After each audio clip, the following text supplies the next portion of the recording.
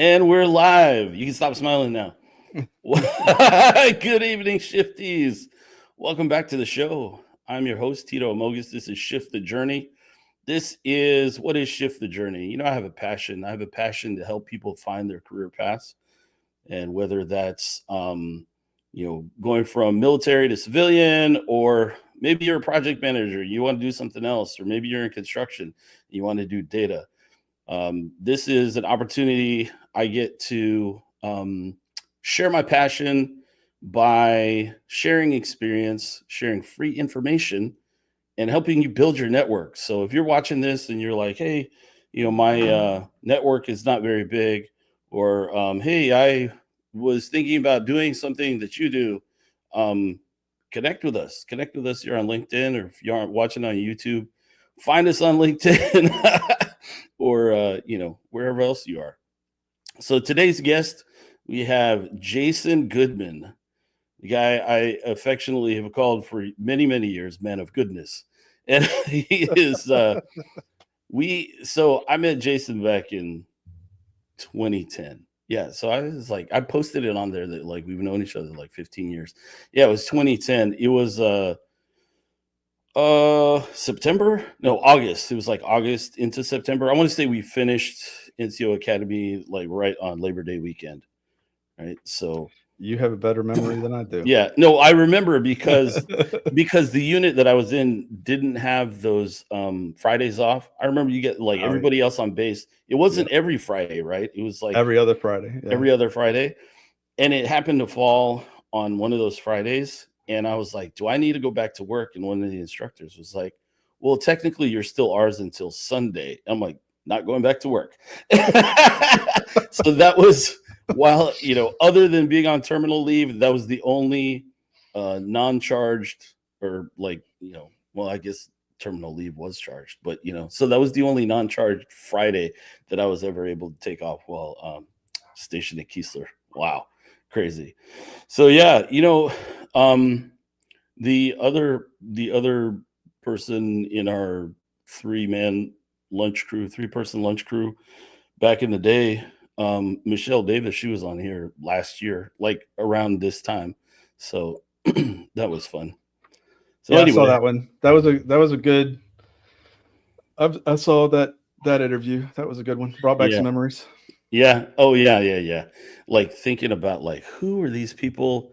Like Sergeant Jagle, our instructor, and all that.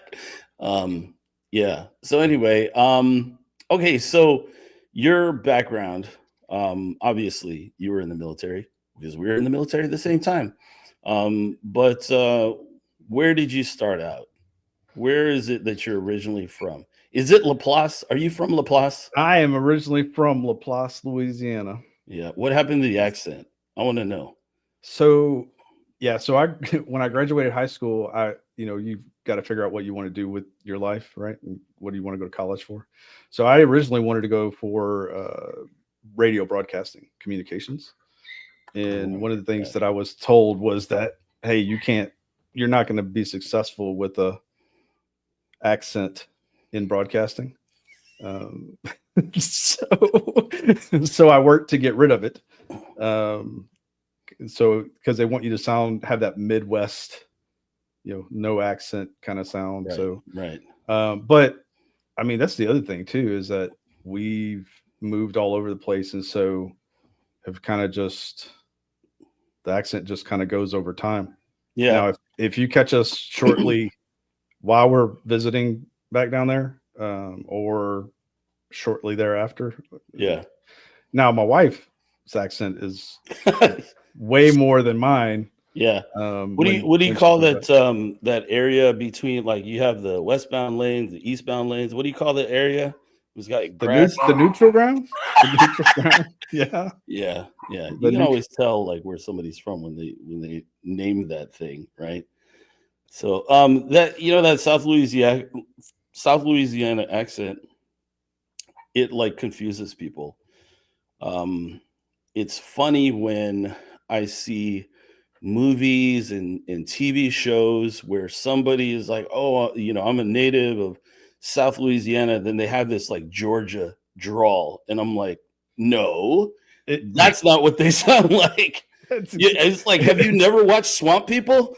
well, so that's the funny thing about Swamp People is like I would get mad because they would throw subtitles on the screen, and I'm like, what are you throwing subtitles on the screen for? I understand everything just fine.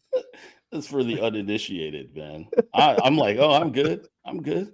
Yeah, I understand what they're saying. My wife's like, yeah, why would you need subtitles? That's right. Yeah. So anyway, so you're graduating from high school and you decided you wanted to go into radio broadcasting.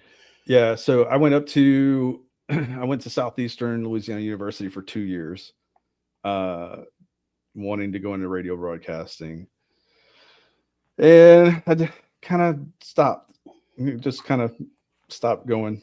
I was working at a little mom and pop video store I was not 18. I was 19, 20, managing a store manager at a little mom and pop video store.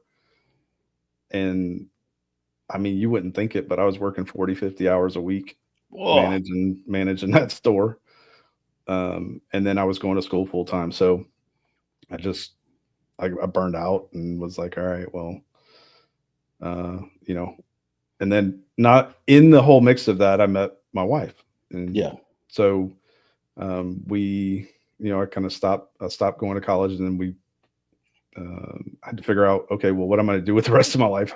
Because I proposed and she said yes. And then it's like, okay, well, how am I going to support, it? Well, in between, I kind of jumped ahead a little bit, but in between the mom and pop video store, there was a lot of small jobs. And then I ended up doing some roofing work down in New Orleans with my father-in-law for a period of time. And that's like, really when I decided that I did not want to do that the rest of my life. Yeah. Were you doing that during the summer? I can't imagine. Yes.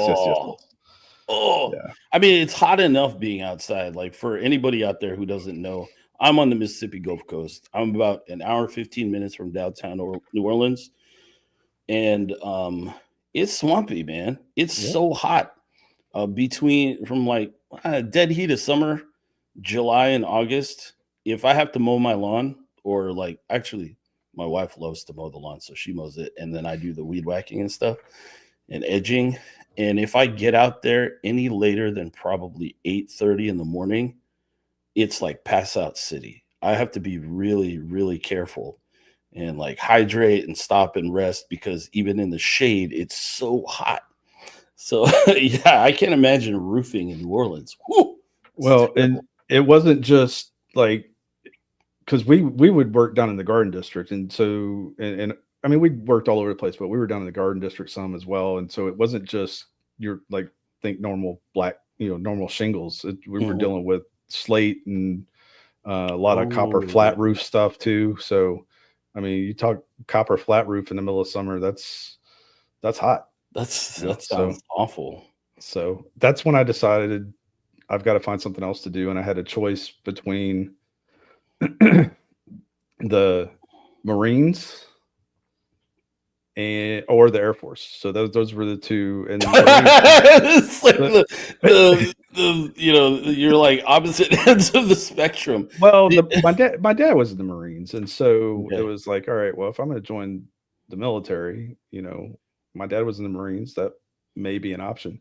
Funny thing is, the Marines was offering me like an insane amount of money, guaranteed broadcasting job. Oh wow.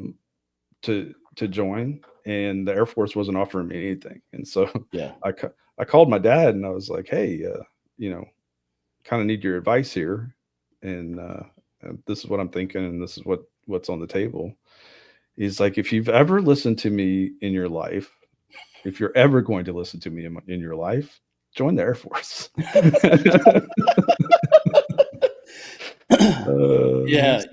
It's so funny because my friends who are Marines or Army, they always make fun of the Air Force. Oh, you guys in your air-conditioned tents and all this are staying in a really nice hotel. And I'm like, hey, man, I didn't tell you where to sign up. That's right. I didn't make you go to one office and not the other. They were right next to each other. It was your choice, so so I don't feel bad for you. you Yeah, know. yeah. I mean, it, so I listened to my dad, and I joined the Air Force, and that was in 1996. So we got married in June, and then I was shipped out in July. So I saw those pictures, man. You look like Chris Daughtry with your hair and everything. that's what I've gotten that before. Yeah, probably Gotten, from me. I've gotten it. I've gotten it from my wife. She's like, I, I when had Daughtry showed up, she was like, "Y'all look alike." That's funny. I had hair back then too. It was great. Great and glorious. Yeah, Now it's just shiny. But anyway, yeah. so Yeah. so when you joined the Air Force, did you have a job in mind? Did you go in with like guaranteed something, or you go, oh, just So make me a cook? I I I originally was going to go in at computer programming is what I wanted to go in, and so that you had to go test for that. They're like, hey, you got to take a test, and I was like, okay. So I went and took the test, and I was a little too slow on the Mm, test. So I had 4 questions left when the time ran out, and they said that had I finished the test on time, I would have passed. no. But I didn't bother to try to retake it or anything. Instead, and then I also tried to go into broadcasting, and I don't know whatever happened to that. I had to do a demo tape and all that for, and it got handed to my recruiter. So who knows where that ended up? I never even heard anything back on that. Yeah, he's like, no, we got all these undermanned fields, and I'm trying to hit my quotas. so so my highest ASVAB score was in electronics. So Yeah, so I went in general electronics, and then once you got into basic, at a certain point in basic, that's when they yeah. came out with the jobs, right, and said, hey, In this is week what's two, week open. three, something like that. Yeah, Yeah, something like that. So they came in and and said, hey, these are the jobs, and then of course the TI, as he's going down the list, is making fun of every single job except for his original AFSC, right? right. So he's like, oh yeah, you're just gonna change light bulbs out on the airfield or whatever, Yeah. for whatever your job was. So I actually had 2 jobs available. I didn't get my first pick, which doesn't really surprise anybody probably. I ended up in what then was meteorological and navigational equipment repair maintenance. Yeah, equipment maintenance. So what that Okay. is the meteorological side is this is all on the airfield side. So the meteorological side is the weather equipment on the airfield. So if you Mm, look out there and you see the Windbird or whatever other weather equipment's out there, there's more weather equipment out there than you realize. Everybody's just like, oh, it's the Windbird. You're just going to go out and do that, or the Windsock or whatever. We yeah. never did anything with the Windsock. I was like, But so you went out and changed socks? I don't yeah, know. we calibrated it all the time. Um, a lot. But there's things out like weather equipment out there like a cloud sensor that tells you that cloud height. All there's dew point. All that weather equipment is out there on the airfield, and so we maintain that. And then the navigational side, if you know anything about navigational equipment, instrument landing system, the ILS. Mhm. So the localizer glide slope, maintain I that. know. I know TACAN, that stuff. yep, TACAN, Yeah. VOR. We maintained all that stuff, and then so that's how I started out. My career was in that career field, and over the years it changed. Yeah. They all We went did. from MetNav to and then we went to airfield systems, and they pulled in air traffic control radios and all the systems in the tower and the RAPCON and all of that. So Yeah. I was Yeah. electronics for 11, 12, 13 years of my career. So Yeah. It seemed like every, so often they would go, okay, we're going to merge these two career fields. We're going to call it something else. Or we're going to do something. It's, for me, because I was on, aircraft, it was like, oh, we're going to put these airframes together. Like my first set of orders coming out of Keesler, like I retrained as a senior airman. My first set of orders coming out of Keesler were for to go work on predators at Nellis, right? Well, it's Indian Springs mm, Auxiliary Airfield, And then they're like, no, you know what? We're gonna restructure this whole thing, and they moved predators to fighters. And then they're like, oh, since you're in a career field that has to do with heavies, we're gonna put you on um, heavies. And so my career field was specifically for the like special type of communication or reconnaissance birds. So like your AB triple C, which was it was a C-130 with like command center up there, AWACS, J stars, rivet joint, and I ended up being stationed in Georgia on J stars for 10 and a half years. So, but like, I was a comm nav guy, so I'm working on the same stuff in the airplane that you were working on, VOR and TAC and all that stuff. Yeah, you're the receiver side. Yeah. Yeah. So, were you in that same career field your entire 21 years? I guess technically you could say I was. I Yeah. didn't finish out my career in that. I finished my career out in the 8T career field, which was PME instructor. Oh, so is that what you went to Keesler for? Because when we met, you were an instructor, I was not an instructor weren't yet. you?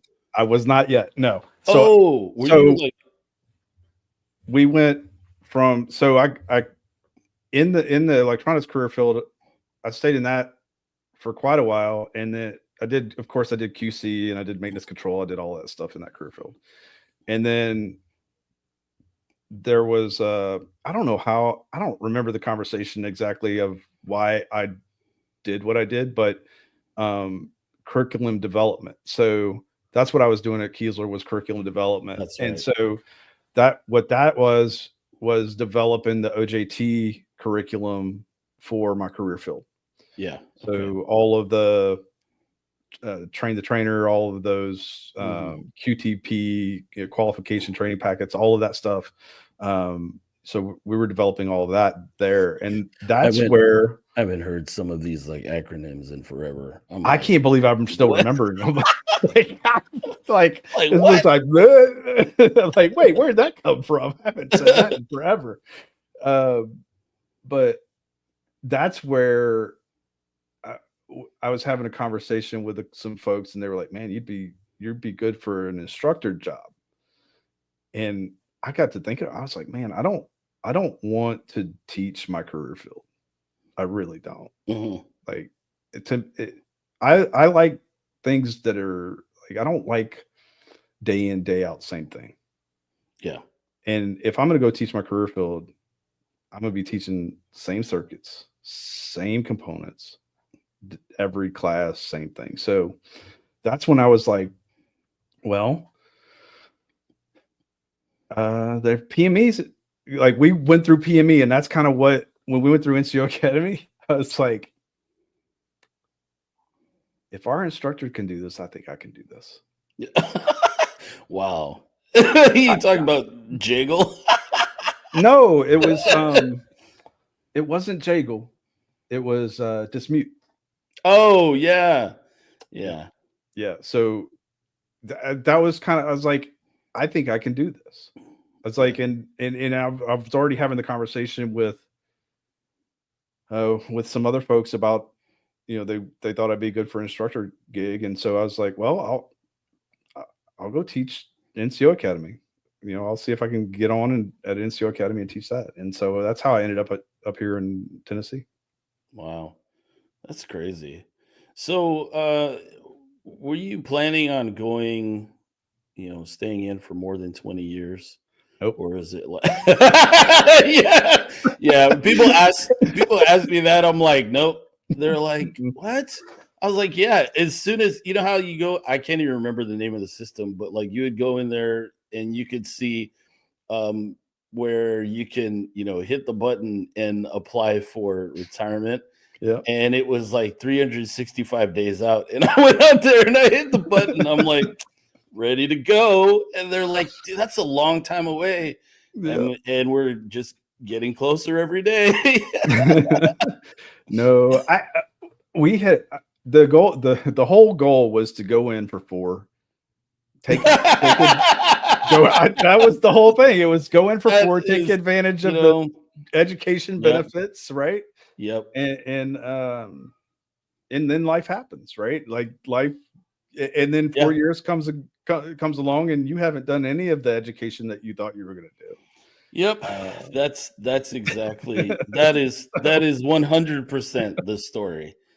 Well, you know what? But it's not like that for everybody because, No, it's like, you not. think about it, like, by the time you made staff or by the time you made tech, or just say like halfway through your career, you look around and the peers that you had, you were maybe you didn't go to basic and tech school together, but at around the same period, people your age, there were like a lot less by that time because people did come in for 4 years Oh yeah. and they did live up to their word and get out and go use the GI Bill. Or, some people got out and they're like, yeah, I already have a degree. And then they went and had a whole career after that. Or Well, obviously there's Article 15s and all yeah. kinds of stuff too, but There's all kind of craziness that happens, but I would, 4 years newlywed, yeah, and I thought I knew what I was going to do with my life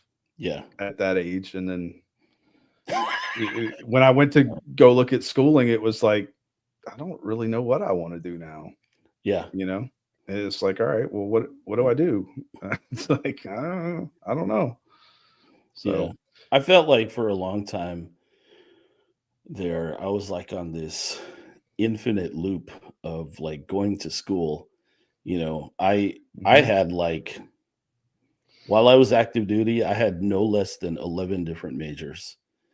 And it was because my supervisor would always be like, "Hey, are you in school? You can put that on your EPR." And I'm like, "Yeah, I'm in school."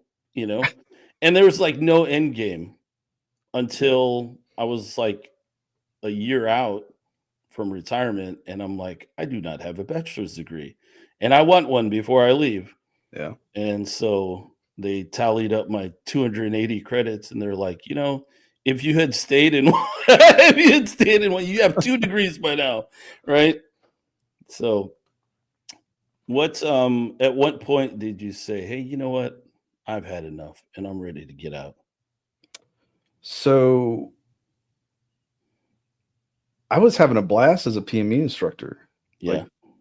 Like I absolutely. So you want to talk about the best job in the Air Force? In my opinion, PME Mhm. instructor. At least for me, it was. Yeah. Right. Like I Was had a it blast doing that. NCO Academy, Airman Leadership School? What was it? Both. Okay. So because so up in Knoxville, there's one of the largest schoolhouses in the Air Force, and it's a guard. It was a guard schoolhouse, still is. I would say probably for the most part a guard schoolhouse. Tyson McGee? McGee Tyson, yeah, McGee Tyson, whatever. I don't know. What are and those? they needed. I was in the. I think I was in the second wave of active duty instructors that came up, Okay.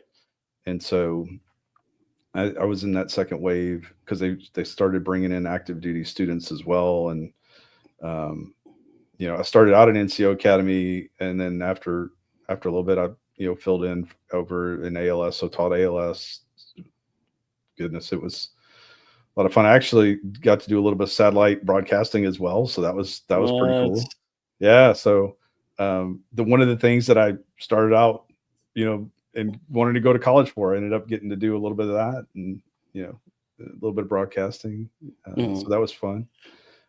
But it it wasn't until we were kind of talking about retiring as it was getting close to the end of me being a PM. Like that assignment was coming to an end, and it was Yeah. like, all right, well, do we go to another assignment? Do we uproot the kids? Do we just uproot everything and then and give it another go somewhere else, or do we just go ahead and retire? And we kind of had the conversation before we even came up here of is this going to be the last assignment or not? Mhm. So we were already thinking about it before we came up. Yeah. But I mean, goodness, I was having so much fun as an instructor that I think we even extended a little bit. We were able to get an extension because there was instructor shortage or something, and Yeah. so I was able to get an extension. So even did that a little longer than what the initial assignment length, but it was like, all right, well, let's see what assignment we're going to get out of here. Let's see if it's a good assignment, then we'll go. If it's somewhere where we're like, nah, we'll punch out, right? So I got my assignment, and it was Robbins, and I was like, nope. Come on, man. I was there for 10 and a half years. It wasn't that bad. I don't know, man. I think you made the right choice. I was like, nope. We were both like, no. We were in Valdosta for 5.5 years, and we absolutely loved Valdosta, but yeah. I was like, thinking you guys had to have missed the swamp. Come on. It's like a lot of people don't know, like Robbins Air Force Base is the backside is all swamp. Okmulgee River is like one of the most polluted rivers, and it goes in the north. You're selling it. You're selling it. It's so well, listen. So it's like it's so gross, right? But then the swamp, right? The riparian system is the natural filter. So all of the impurities and things that you would find in the water north of the base, you could almost drink the water south of the base. Nice. And so then that makes you think, whoa, what was in the water that I was drinking when I was living on base? Not good stuff, man. Not good stuff. yeah. It sounds like I made the right decision. So did you have a career in mind when you decided to get out of the military? So no. So, well, yes and no. So I had, the schooling that we talked about earlier. I took, I finished my bachelor's degree. So ended up getting my bachelor's degree in biblical studies is what I ended up getting my bachelor's degree in. And then I still feel this day that I'm called to be a pastor. So I went, while I was an instructor, I went and got my master's degree. So went through seminary, and got my master's of religious education, is what it was in. So seminary degree, just not a full blown, I can't remember the name of that. Not a master's of divinity. So, so got that. And then in that period, during kind of the end of my career, we ended up becoming part of a church plant in Knoxville. And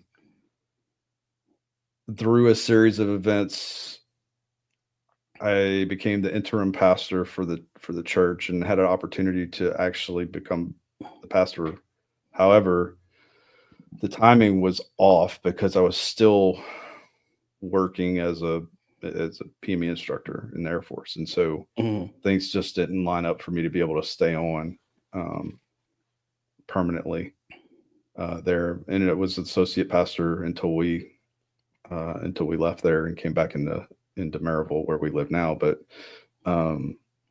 that's what I thought I was going to do once I got out, thought I was going to go full time in ministry, and it just didn't happen. And the way things have rolled since, like the opportunity for that just hasn't been there at the timing. I think the timing's still not right, maybe. Yeah.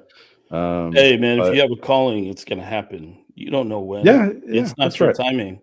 That's right. Yeah, and the whole it seems like here lately, I don't know how many years, it feels like a lot of the full-time ministry positions are shifting to like bivocational, or they're just not available. And so it would, Paul worked as a tent maker, so that's right.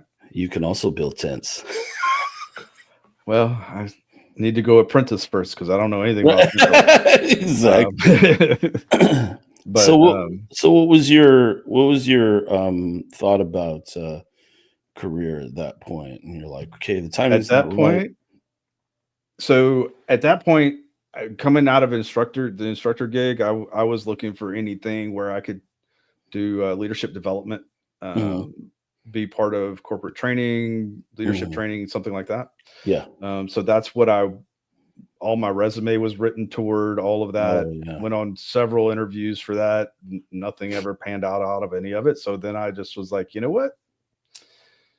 And back then in Knoxville, the job market was tough.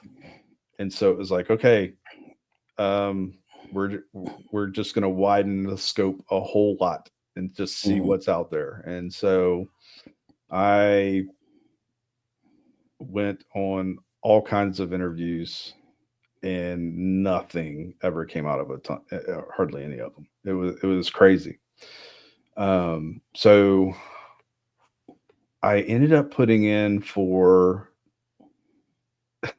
the place where I am now, and ended up getting a call for the interview. Went in, and it was for anti money laundering, Yeah. Yeah.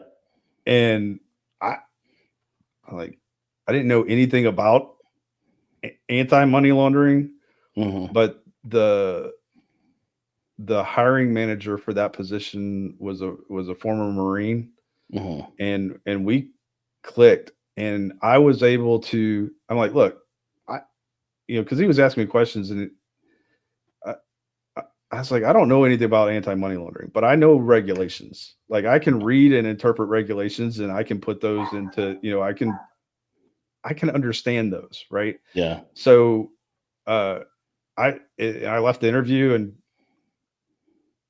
forgot I even interviewed for the place because it That was it so went that long. well, huh? That's great. Well, I walked out, felt like it was great, but every day after you interview and you don't hear Yeah. anything, it's just like, oh, that must have not went as Yeah. well as I thought it went. Yeah. And so I got a call. I ended up getting a call like a month later saying they wanted to offer me the job, and I was like, "Who is this?" Like, who? Um, and so they're like, "Oh yeah, you interviewed for," and I was like, "Oh yeah, yeah, yeah." I had to remember what I even interviewed for because I'd been on. It had been so much time, and I've been on several interviews since then Oh my that it goodness. was They're just like like, I couldn't I'm even remember. so glad you valued your experience here. um, but that's how I got it into the finance Yeah. industry. Yeah. That's all it took was just that, and then I've been in it ever since. Not I'm not in anti money laundering anymore. I'm now in project management, but It's funny because you should get into finance and go, I don't know anything about anti-money laundering, but they sure make you watch a lot of videos, huh? It was just like the Air yeah, Force. yeah, Okay. When I like went to work with like financial analytics, they're like, "Oh yeah, we have all this training." I'm like, "This is like, oh my gosh, this is so much training." And so I'm watching these things, and I'm like, "Oh, that's interesting." I mean, every stop that I've been at, it was like, "You don't know this about this industry, so we're gonna fill you in by computer-based training." And I'm that's like, right. I've lived this life before. I know exactly what this is. It's called Uh, death by PowerPoint. that's right. So you were doing like some fraud stuff. What's your thing now? You're a project manager? So that's the easy way to say it. It's more change management. Oh, Uh, okay. so I went from the team that I'm on needed. There was a bunch of anti money laundering projects back then, Yeah.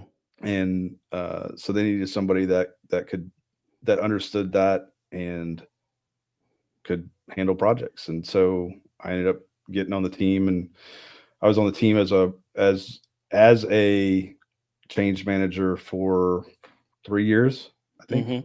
and then I ended up moving into a management position, um, and then was running the team and the portfolio, and still manage the portfolio now. And my roles kind of changed a little bit over the last, what is this, March? 5 months ago, my role changed. So still on that team.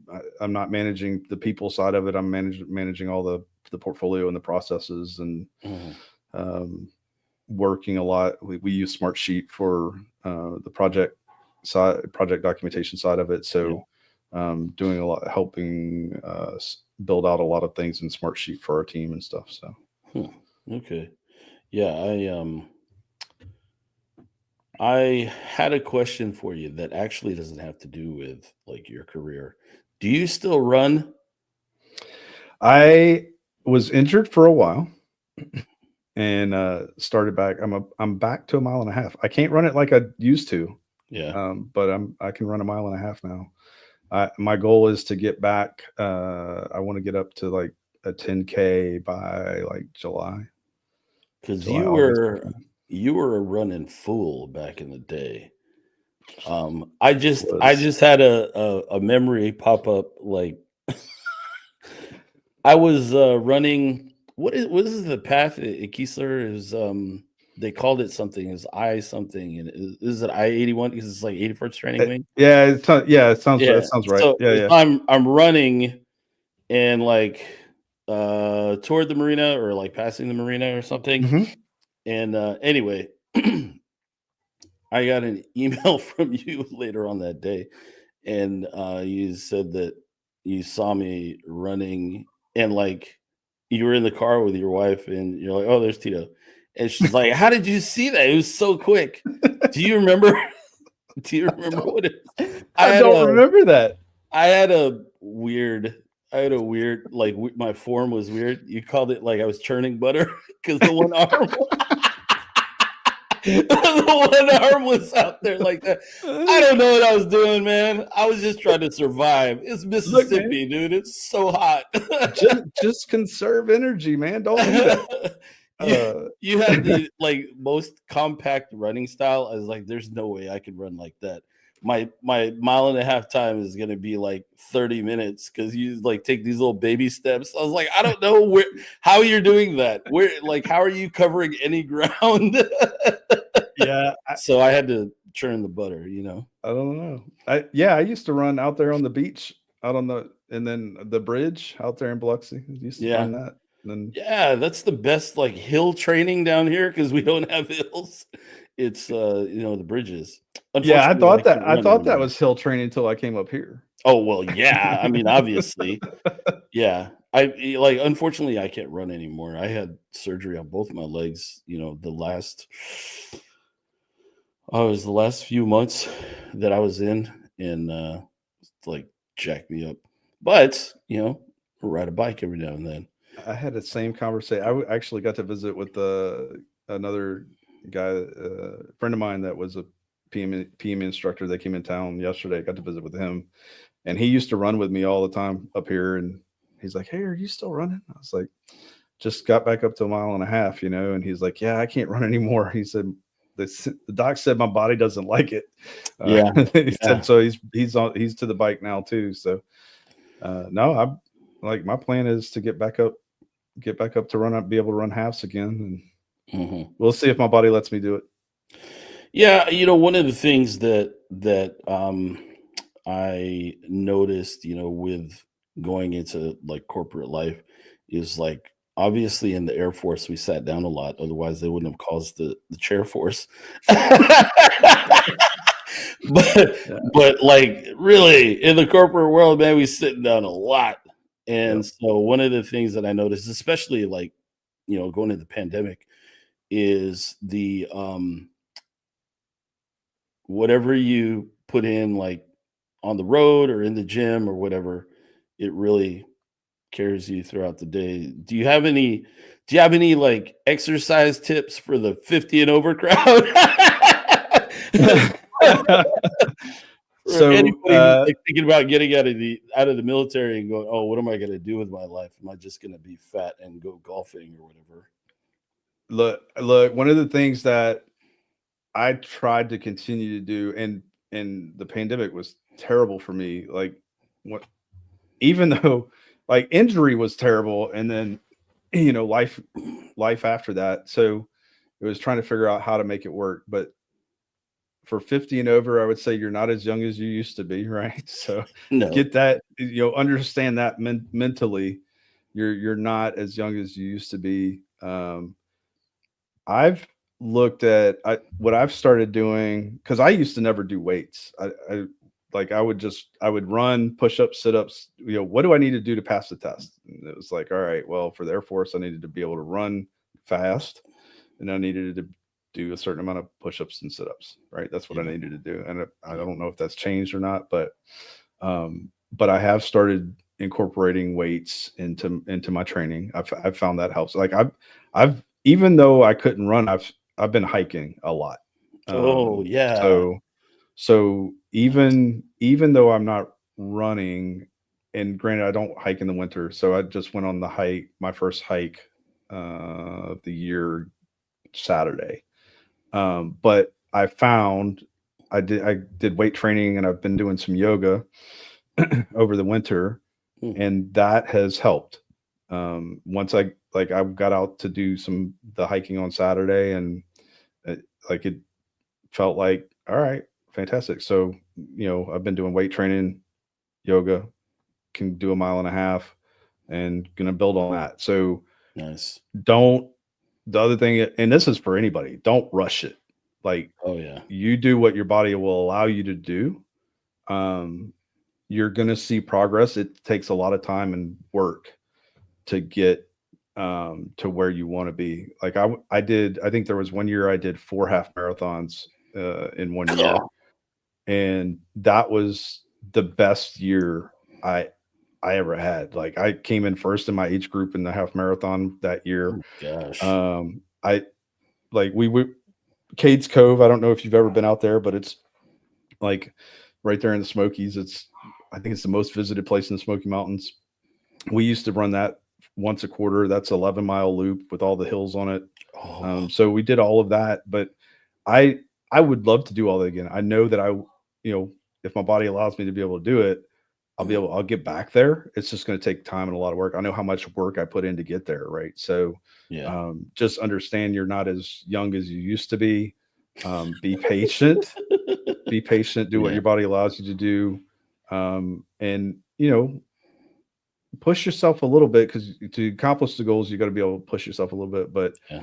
find what works for you. What worked for me when I was in my 30s doesn't work for me now. Like, I've got to do Yeah. weights now. I've got to lift. I've got to do some weights. I've got to do a lot more stretching than I used to be able to do what I want to do. So Yeah, it's funny because like you were talking about the Air Force physical fitness test, and I'm sure that like your like strategy was different from mine. Like you decided, you know what, I just need to run faster. And maybe get in no, a that's push not up, that's just not get in a push exactly up it. here, a sit up there. For me, being a large individual, even back then, even though there was a lot of way to go, but even back then, I was carrying a lot of muscle, and so my strategy was to do as many push-ups and sit-ups as possible, and then almost die on the mile and a half, and still be slow but Yeah, fast enough to pass. to And pass. Yeah, so I would always max out on the push-ups and sit-ups yeah. because I am not a runner, and then like run like my life depended on it, for a mile and a half and hope that I wouldn't pass out in the meantime. So But like I remember like, watching a guy who he was built like a runner. Like he had like a long torso and he had like yeah, no like muscle mass and he couldn't do 30 sit-ups. Like he's like yeah, and then he's like really struggling at like 25 push-ups. I was like, you gotta be kidding me. And then we went to run and he lapped me. He yeah. lapped me. I'm like, yeah, that makes sense. So I'm kind of a cross, right? Like, cross between those two, because I would max my push-ups and sit-ups, Oh, okay. and but I had to train a whole lot to do what I wanted to do on the run. So my goal eventually became, I wanted to ace the PT test. That's what I wanted to do. Did you?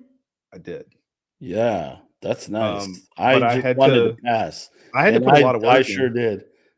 Yeah. Yeah, I mean, I didn't wanna have to repeat the PT test every 6 months. I Yeah, was like, "All right, I wanna just do this thing once a year and then, do the fitness stuff that I wanna do. I don't wanna have to worry about training for this PT test yeah. the whole year," Oh, that right? makes So, sense, yeah. but I when I was in Valdosta, I had, I hated running. I this sounds crazy, like, I absolutely hated running, and I Mhm. had a first sergeant who would run the flight line. He'd run around the flight line, a 5-mile loop, right? And he's like, "Hey, Goodman, you should come run the flight line with me." And I was like, "No." I was like, "I'm not gonna run the flight line with you." It's like, I don't barely like to run the 3 miles that we run for squadron PT. Why am I gonna go run 5 miles?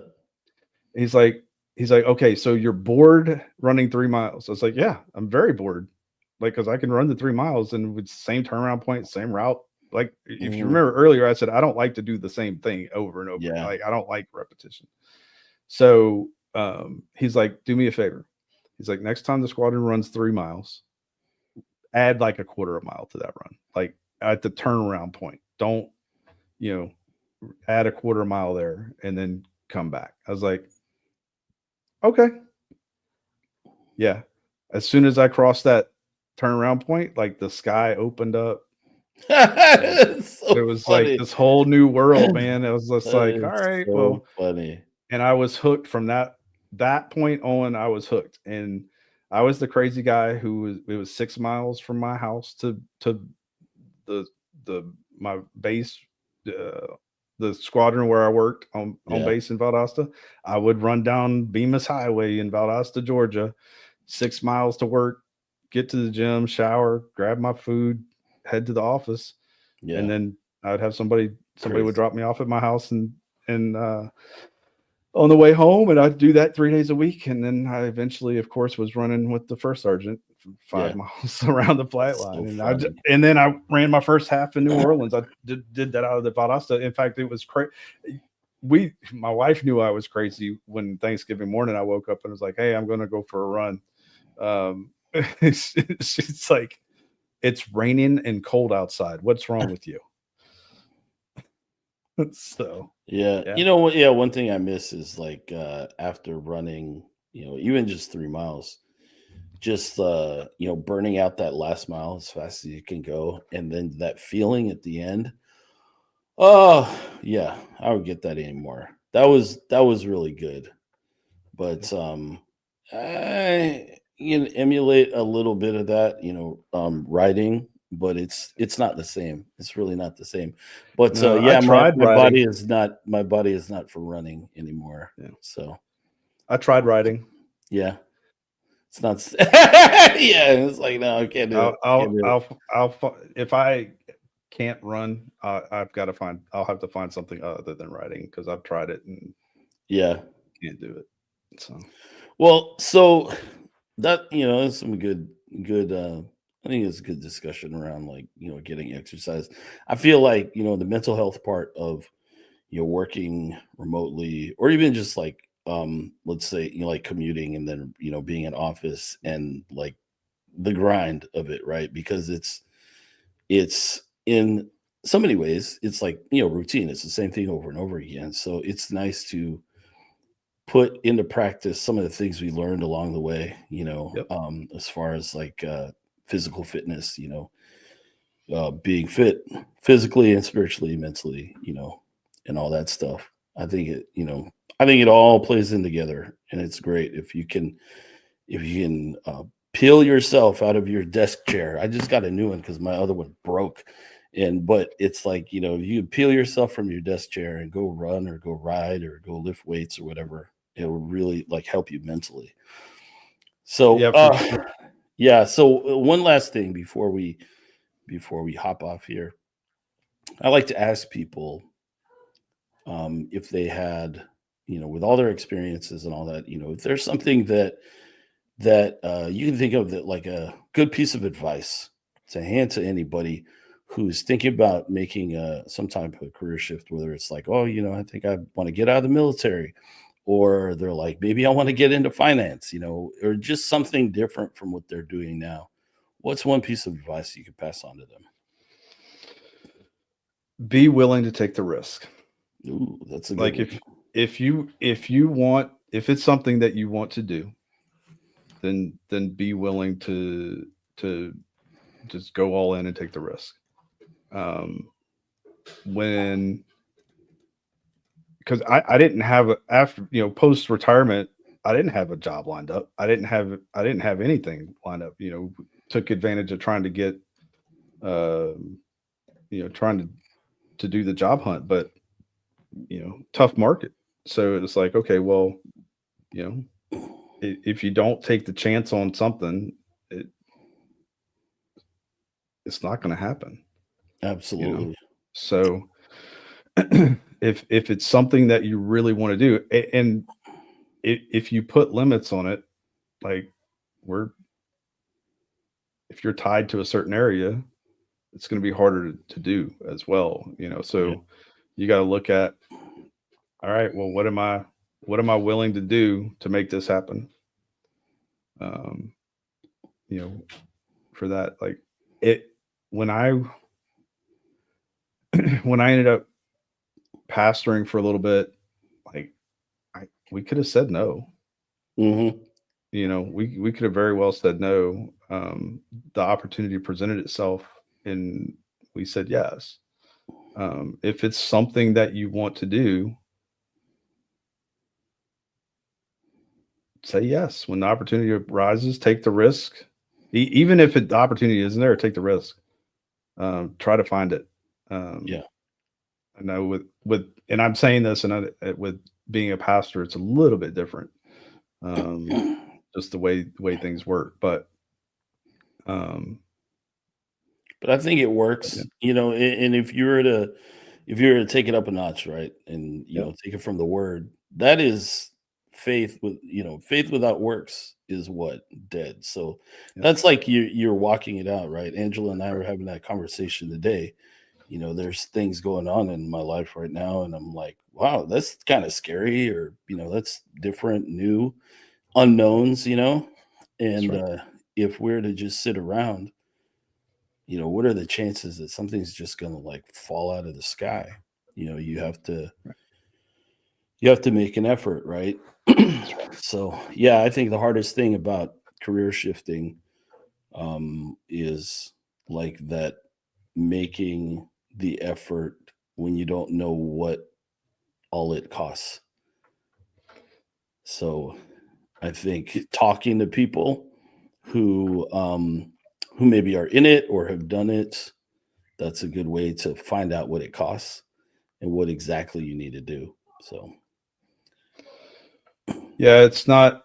I mean, the other thing too is if you're already in a career and you're looking to shift, like you have maybe it's not such a great situation you're in or whatever, but you actually still have the luxury to be able to dictate to a degree when you want to make that shift, right? So unless it's a pressure situation where you're going to lose your job or you're getting laid off, whatever, you actually you may have time to plan it out a little bit better than just jumping in blind, right? And so right. that's one of the things too is like if you do look at the situation or if you're able to look at the situation and say yes, I know for a fact this is what I want to do, then it won't seem as risky to be able to make it, but it still is a risk, right? Because Mhm. until you're over there doing that thing, you really don't know. Yeah. Yep. Yep. Yeah. That's good stuff, man. That's really good stuff. Listen, I'm so glad that you're able to come on here onto my show and share your experience and talk about your journey. I think that there's some really good nuggets of wisdom in there, and especially for anybody who's maybe struggling mentally and needs some physical activity. Here's some tips. Hey, it's good. Well, thanks for having me. I'm Yeah. flattered that I mean, because you reached out to me and invited me on, and I'm flattered and I'm grateful and one of the things I wanted to make sure I told you on this show is I'm grateful for our friendship for sure. We, you know, I, you know, the fact that we met in NCO Academy and just continued to be friends over all these years is, I'm very grateful for your friendship for sure. Man, I appreciate that. I appreciate that. Don't go anywhere. I'm going to end the stream, but you don't go anywhere. So we're going to talk a little bit in the studio when I end the stream. But for everybody else, hey, thanks so much for joining us. Listen, next week we got another good friend of mine who I served with. His name is Kevin Whitlock. Kevin he actually worked on some of that guidance and control stuff on the aircraft, right? I did some, worked on some of the communication navigation stuff. He was guidance and control or instruments and flight control. I don't know. They changed the name, just like they changed the name for every career field in the Air Force. But he's a good dude. We had a lot of good conversations. We hung out a lot in our 20s. So that might be an entertaining one if you want to tune in next week at 6 p.m. I'll see you guys. Peace.